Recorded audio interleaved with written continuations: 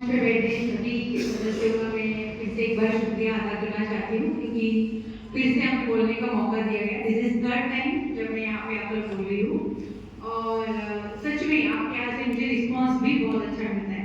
बहुत पॉशपॉश हो गया। अभी दूसरे सर आने वाले थे, अनफॉर्चुनेटली किसी कारण से उनको इमरजेंसी में आउट ऑफ निकलना पड़ा और सर ने मुझे कॉल किया तो मैंने कहा बिल्कुल बिल्कुल, मैं तो वैसे ही मतलब 10 मिनट के अंदर आई स्टेज की है साइड में देर।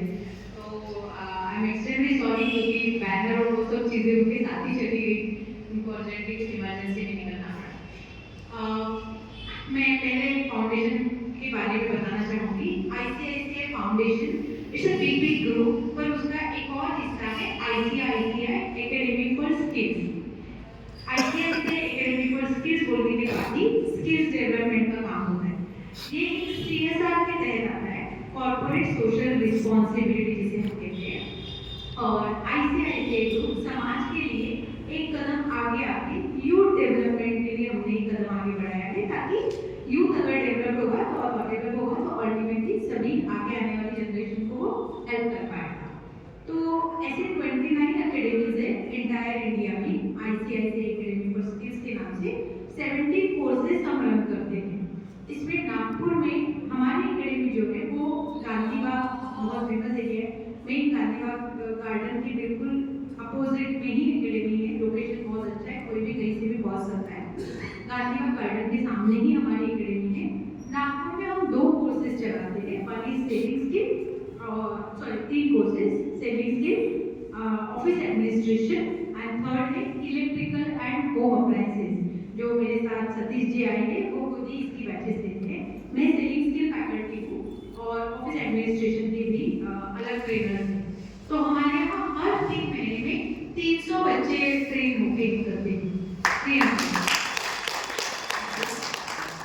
यहाँ पर हम लोग सेविंग स्किल और ऑफिस एडमिनिस्ट्रेशन के नागपुर मार्केट के हिसाब से कोर्सेज लेंगे, जिसमें हम लोग आपको काफी सारी चीजें सिखाते हैं।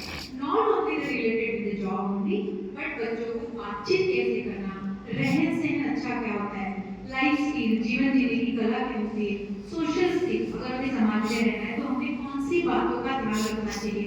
उसके अलावा हम लोग अलग अलग इंडस्ट्रीज का नॉलेज देते हैं, जैसे हमारी ऑटोमोबाइल इंडस्ट्री होगी, इंश्योरेंस इंडस्ट्री होगी, बैंकिंग इंडस्ट्री होगी, टेलीकॉम इंडस्ट्री होगी। यहाँ कहीं पर भी फॉर एग्जाम्पल मैंने बताया कि अलग अलग इंडस्ट्री में कैसे काम होता है, इसके बारे में हम बताते हैं। पर्टिकुलरली कोई भी एक सेक्टर नहीं है जिसके ऊपर हमारा फोकस है। यहाँ से जो भी बच्चा ट्रेन होके निकले वो एंट्री लेवल जॉब उसको कोई भी डिपार्टमेंट में, कोई भी इंडस्ट्री में मिले तो वो सर्वाइव कर पाए, इसलिए हम हर इंडस्ट्री के बारे में थोड़ा थोड़ा सिखाते हैं। साथ ही बहुत ज़्यादा जो इम्पोर्टेंट चीज़ है आज के डेट में, डिजिटल इंडिया हम जिसको बोलेंगे कि टेक्नोलॉजी के बिना तो हम सभी आज के डेट में हैंडीकैप है। तो हम लोग थोड़ा बहुत कंप्यूटर, हमारी कंप्यूटर लैब और सेटअप है, कंप्यूटर सिखाते हैं और इंग्लिश बात करना सिखाते हैं। Because at the end of the story आपको भले it's a language but it is accepted by world wide, English आप सबके लिए कंपलसरी है। सबसे अच्छी बात जो हमारे एकेडमी की है कि हम लोग अंडर प्रिविलेज बच्चों को ही यहाँ मौका देते हैं। Training who comes from humble background, जिनका not more than 2.5 lakh per annum, ऐसे ही बच्चे हमारे एडमिशन ले सकते हैं। और उनका एज कैटेगरी जो रहेगा वो 18 to 30, 18 से 30 साल के बच्चे, 18 से 30 साल के एज ग्रुप के बच्चे जो 10th पास से लेके ग्रेजुएट है, मे बी उन्हें 10 करके छोड़ दिया, आगे बढ़ नहीं पाए, 11th एडमिशन की, 12th कर लिए, 12th फेल हो गए, आगे बढ़ नहीं लिए, या फर्स्ट ईयर में एडमिशन ले पाए, कुछ फाइनेंशियल कंडीशन से वो ड्रॉप आउट हो गए। ऐसे सारे बच्चे arts, commerce, science, BCCA, BBA ऐसे फील्ड के बच्चे जिनके लिए कोई एक पर्टिकुलर इंडस्ट्री नहीं है, लाइक इंजीनियर्स और डॉक्टर्स की तरह, वैसे बच्चों को हम मौका देते हैं और ऐसे बच्चों को हम काफ़ी सारे स्किल्स बढ़ाकर आगे बढ़ाते हैं। एक जॉब उनको लगा के देना ये हमारी प्रायोरिटी है, बट जॉब लगाने से पहले उनको बेसिक नॉलेज देना ये बहुत इंपॉर्टेंट है। अदरवाइज जॉब लगना और जॉब को आगे चलाना, जॉब में अपने सर्वाइव करना, इसमें बहुत अंतर है। इसीलिए आपको जॉब में सर्वाइव करने के लिए हम लोग आपको वो बोलते हैं ना, मटके को जितना आग पे डालोगे उतना पक्का होता है, बस ऐसा ही कच्चा मटका भेजेंगे तो फूट जाएगा, जॉब नहीं कर पाएगा।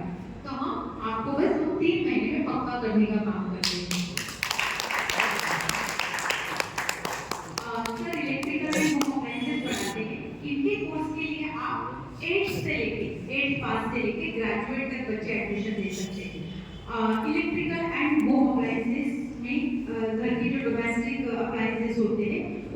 प्रिपेयर करने का काम सिखाया जाता है। और बहुत अच्छी बात है कि उनके भी कोर्स में सारे और जो अच्छे वेल नोन ब्रांड्स हैं हमारे इंडिया के, एलजी हो गया, एलपी हो गया, पैनासोनिक हो गया, या जितने भी बजाज हो गया, जितने भी बड़े ब्रांड्स हैं इलेक्ट्रिकल एंड इलेक्ट्रॉनिक के, उन सारे ब्रांड्स में और डायरेक्ट कंपनी में भी प्लेसमेंट बच्चों को मिल चुका है।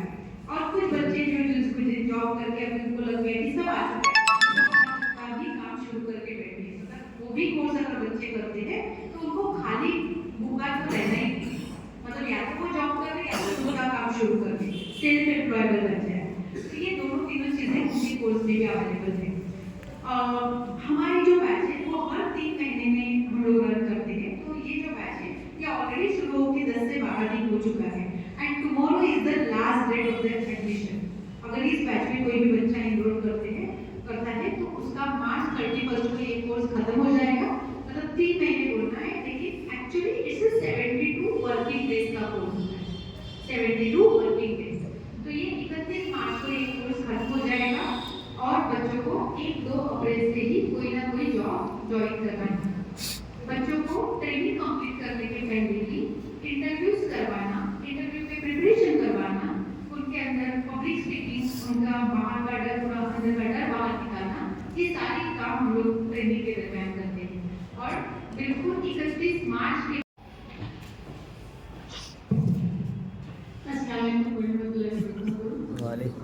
सबसे पहले तो ये सब जितने यहाँ बैठे हैं मैं बहुत शुक्रगुजार हूँ इन सबका और आप सबका कि आपने वक्त निकाला, आपने कीमती वक्त तो दिया हमारे लिए, आज शाम आप यहाँ बता रहे हैं हमारे लिए। इस सब के लिए, आप सब के लिए बहुत बहुत शुक्रगुजार हूँ। दूसरी बात ये मैं कहना चाहूँगी कि डॉक्टर फैजान जो कि हड्डियों के सर्जन हैं, शायद आपने नाम सुना होगा उनका, और तनवीर सर हमारे, इन लोगों की एक सोच थी कि हमारे कौम के लोगों के लिए कुछ ना कुछ करना चाहिए। जैसे बहुत सारे स्कीम्स हैं, बहुत सारे जॉब्स हैं, ट्रेनिंग्स हैं, तो इन सब को आप तक कैसे पहुंचाया जाए। आप यानी जो बेरोजगार हैं, जो लोग नहीं जानते इन स्कीम्स के बारे में, तो इन लोगों ने एक प्रोजेक्ट शुरू किया है जिसका नाम है अपलिफ्ट। वहाँ पर बैनर लगा हुआ है और मैं उसी के आज बिहाफ पे बात करना चाहूँगी कि जितने भी यूथ हैं, जितने भी जो स्टूडेंट्स हैं 10th पास, 12th पास, ना सिर्फ 10th 12th की,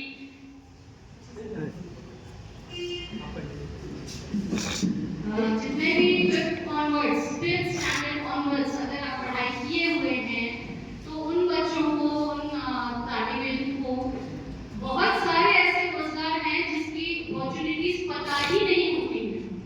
जैसे कि एमएमएस से बताया गया है, सर ने कहा कि आप तालीम लीजिए और तालीम में भी बहुत सारे स्कोप है, हर चीज में आपको फैसिलिटीज हैं, ना सिर्फ तालीम बल्कि जॉब्स के लिए भी सेम मैं कहूँगी कि इतनी सारी वैरायटी ऑफ जॉब्स हैं, इतनी ट्रेनिंग स्किल्स की अपॉर्चुनिटीज हैं, इतने फ्री के हैं सारी चीजें कि लोग अपना, अगर एक बच्चा भी वहाँ भेजें अपने घर से, अपने मोहल्ले से, आप किसी एक को भी अगर वहाँ भेजना चाहें तो आप हमारे को कांटेक्ट करें, हमें हमारा नंबर वहाँ मौजूद है, प्लीज उन्हें इंफॉर्मेशन दीजिए।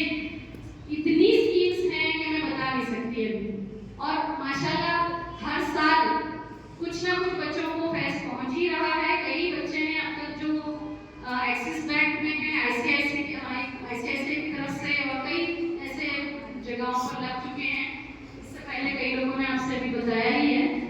और मैं चाहूँगी कि ना सिर्फ मर्द, ना सिर्फ लड़के, पर लड़कियाँ और आपकी वर्किंग भी जो घर में हैं उनको भी प्लीज आप लोग ये कहिए कि वो कुछ ना कुछ एक अर्निंग मेंबर बन जाए, कुछ ना कुछ करें, चाहे वो जॉब हो, चाहे वो बिजनेस हो, चाहे कुछ भी हो, जो हुनर उनके पास हो उसका वो इस्तेमाल करें, उससे वो अपना फायदा उठाएं और किसी न किसी तरीके से एक अर्निंग मेंबर बन सके। क्योंकि आज के ज़माने में ना स्पेंड करना बहुत आसान है, पैसे को खर्च करना बहुत आसान है। आप बाहर निकल जाइए खाने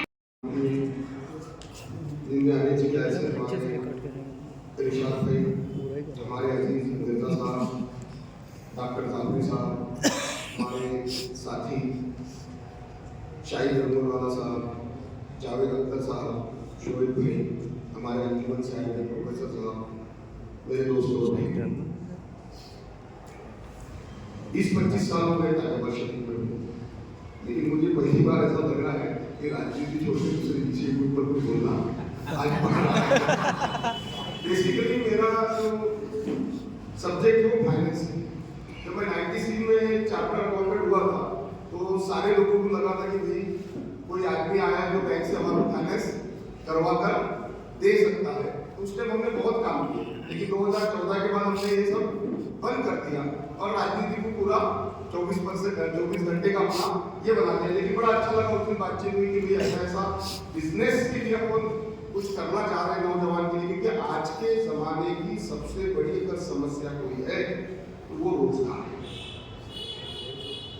गवर्नमेंट भी परेशान है, वो रोजगार नहीं दे रही। मिर्जा साहब इसके बारे में ज्यादा बताएंगे कि गवर्नमेंट का एक डायरेक्ट रोजगार देने के बजाय वो लोगों को बोल रही है हम तुम्हारे को सब्सिडी देने को तैयार है, उद्योग के लिए लाइसेंस देने को तैयार है, तुम अपना रोजगार खुद करा करो और खुद भी रोजगार पाओ और दूसरों को भी रोजगार दो। जबकि संविधान ने बोला है कि रोजगार देने की जिम्मेदारी किसकी है? गवर्नमेंट की। लेकिन वो छोड़ के किसे जाएगी? गवर्नमेंट छोड़ दी तो अपने को पीछे हटने का नहीं है। हमारे कुछ काम चालू है राजनीति के सिवा, वो बता देता हूँ आपको कि हमारे ऑफिस में अल्हम्दुलिल्लाह पैन कार्ड बनता है, गुमास्ता लाइसेंस बनता है, जीएसटी का रजिस्ट्रेशन होता है, जीएसटी का रिटर्न भी भरा जाता है, उसके बाद आधार उद्योग का भी काम होता है और हमारे बाजू का जो ऑफिस है उसमें ई श्रम कार्ड जो आप बता रहे थे ना वो हम करते बना रहे हैं, उसके बाद आयुष्मान कार्ड बना रहे, हेल्थ कार्ड बना रहे। ये सारे काम अगर आपको डॉक्यूमेंट लगते हैं, अगर आपको कहते पैन कार्ड में कोई तकलीफ है तो बैंक ऑफ इंडिया जो बहुत सारे लोग जानते नहीं, बैंक ऑफ इंडिया ऋषिपक शाखा में काउंटर खाली है, हमारे लोग पैन कार्ड वहां बनाने जा रहे नहीं है। और बाकी जो 26 करते डॉक्यूमेंट जो ऑनलाइन बनते वो हमारे इमरान भाई बनाते हैं, वहां पे 26 के 26 डॉक्यूमेंट बाकायदा ऑनलाइन बनते, लेकिन हमारे यहाँ मालूमात की कमी की वजह से लोग ये नहीं बनाते।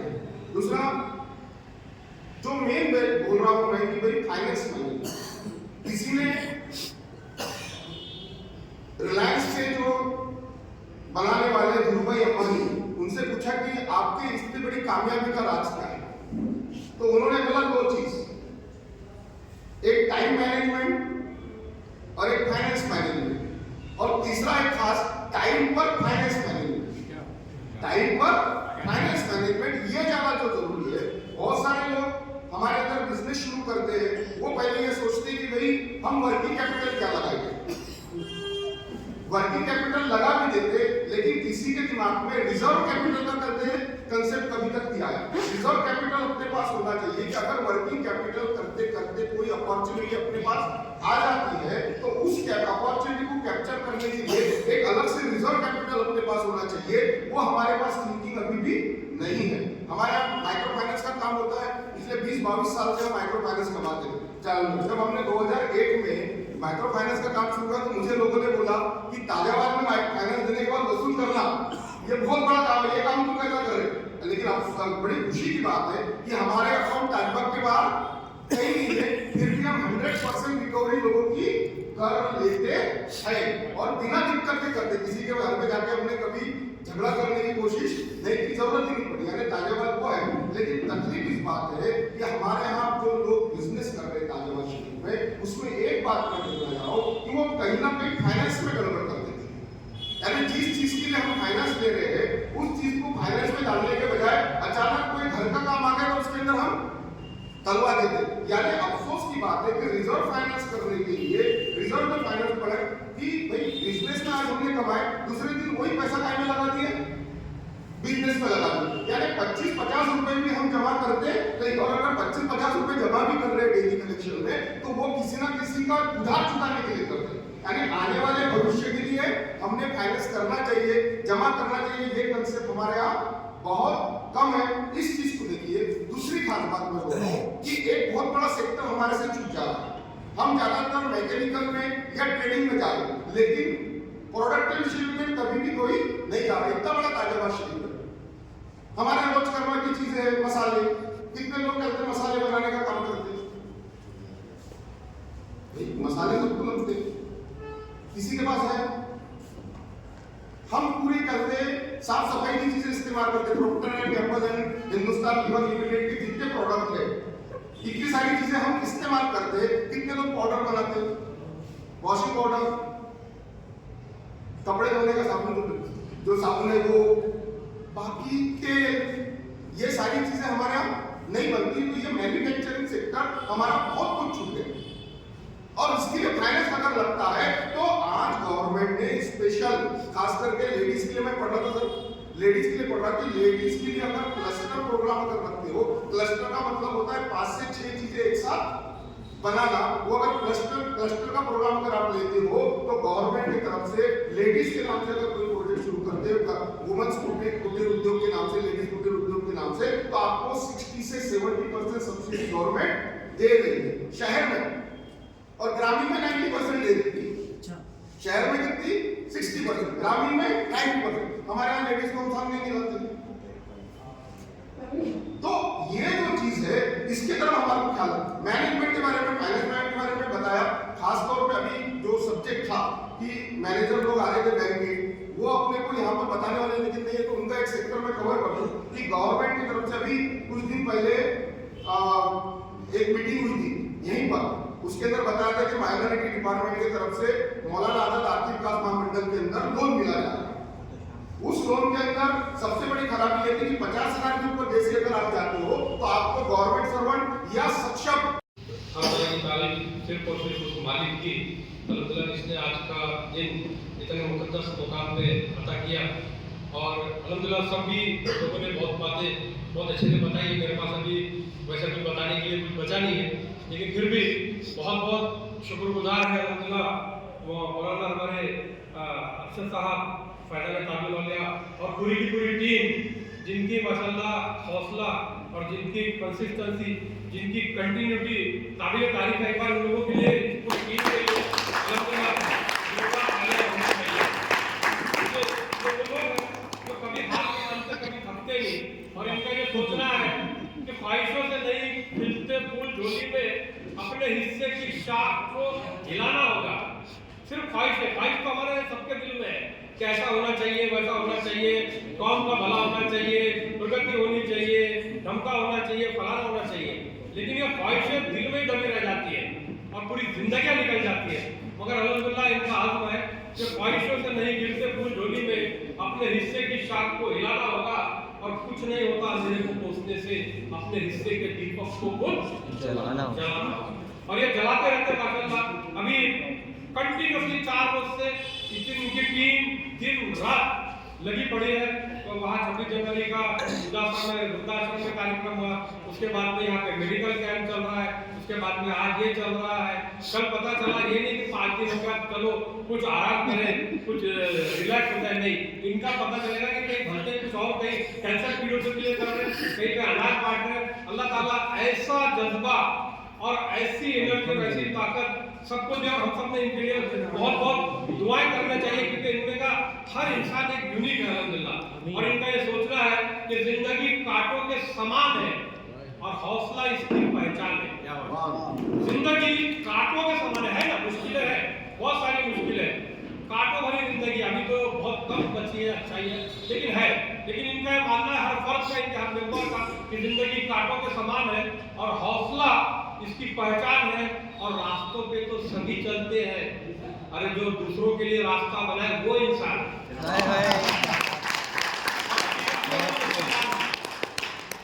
इतना बढ़िया माशाल्लाह, इतने बड़े बड़े लोग, हमारी बहनें नूरी और माशाल्लाह मैडम बैठी है, शकील पटेल साहब, जो कि सिर्फ यानी यहाँ नहीं पूरे महाराष्ट्र लेवल पे कई फ्रंट पे अलग अलग काम करते हैं। इन्होंने सिर्फ एक सेगमेंट बताया, ये आइसबर्ग बोलते हैं, जिसका ऊपर का टिप छोटा सा दिखता है, अंदर बहुत बड़ा होता है।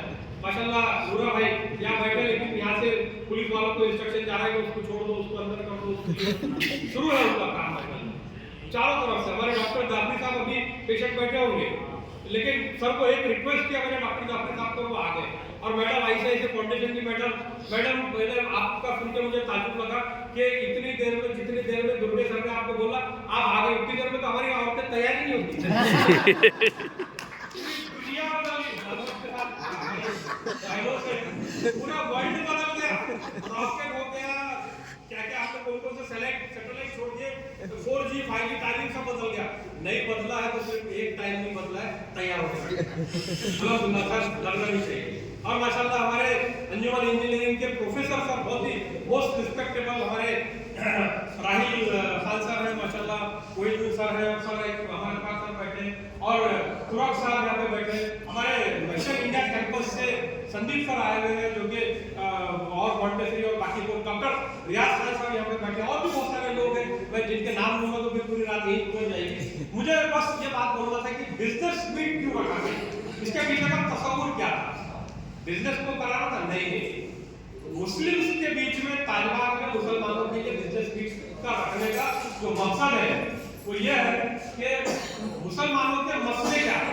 अगर मुसलमान से या कौम से या किसी समाज के घटक से अगर आप पूछेंगे तो वो गिनाएगा कि मुसलमानों में गरीबी है, मुसलमानों में पढ़ाई नहीं है, एजुकेशन की कमी है, आपस में यूनिटी नहीं है, बहुत पिछड़े हुए हैं, बहुत सारी फैसिलिटी नहीं है। ये हमारे दिमागों में ये घुसा हुआ है कि हमारी समस्याएं, हमारे मसले, हमारे प्रॉब्लम ये है, लेकिन ये सरासर गलत है। हमारे मुस्लिम भाइयों की अगर गरीबी देखना है तो उसकी गरीबी सिर्फ एजुकेशन के टाइम पे दिखती है, और दवाखाने में अगर कोई एडमिट हो जाए तो वो गरीब है, लेकिन उसी मुस्लिम भाई की अमीरी देखना है तो उसके हल्दी के प्रोग्राम में, उसके मेहंदी के प्रोग्राम में, उसके धनिये के प्रोग्राम में और उसके बाकी सारे प्रोग्रामों में आप देखें कि माशाल्लाह कोई बंदा, मैंने एक प्रोग्राम अटेंड किया था तो 500 लोगों का रस्म हो रहा था माशाल्लाह वहाँ पे, और लड़के के बाप को बताया जा रहा था कि इसको शाल, इसको टुवाल, इसको रुमाल, ये चल रहा था, वो थप्पी लेके आदमी के साथ में गुजर रहा था। ये शादी नहीं थी, रस्म थी। नागपुर की बात बता रहा हूँ, तो मुझे बड़ी जिज्ञासा हुई कि कौन है ये, तो बोले टाइम्स ऑफ इंडिया में काम करता है। बोला टाइम्स ऑफ इंडिया में? अरे हमको नहीं पता चला आज तक कि इतना हीरा इस बस्ती में टाइम्स ऑफ इंडिया में काम करता है। खोदते गए कौन सी पोस्ट पे एडिटर है, क्या है, डिस्ट्रीब्यूटर, बाद में पता चला कि भाई साहब की वजह से ही लोगों को सवेरे पेपर मिलता है। ये आलम है। तो ये सारे बातें, ये सारे इल्जामात, ये सारे मिसकंसेप्शन है कि हम गरीब हैं, और सबसे बड़ा मिसकंसेप्शन कि हमारे लिए कुछ भी नहीं है, और उससे भी बड़ा गलतफहमी कि हमको जात पात से अलग किया जाता है, हमारे साथ में पार्शियलिटी किया जाता है, हमारे साथ में भेदभाव किया जाता है। ये उससे भी बड़ी गलतफहमी, सबसे बड़ा प्रॉब्लम है हमारा, हमारी सबसे बड़ी समस्या है, और हमारा सबसे बड़ा मसला है, और हमारी तरक्की की सबसे बड़ी जो रुकावट है वो ये है कि हम बाहर निकलना ही नहीं चाहते, हम बाहर की दुनिया देखना ही नहीं चाहते, हम एक्सप्लोर करना ही नहीं चाहते, हम जानना ही नहीं चाहते, और उन सब चीजों के लिए हम मेहनत करना ही नहीं चाहते। फैजान तालिम का जो बिजनेस मीट है वो बाहर की दुनिया से रूबरू कराना है, और ये बताना है कि सब है तुम्हारे पास में, सारा समंदर तेरे पास है, और सिर्फ एक बूंद पानी तेरी क्या है? अरे ले, ये सारी चीजें ये बड़े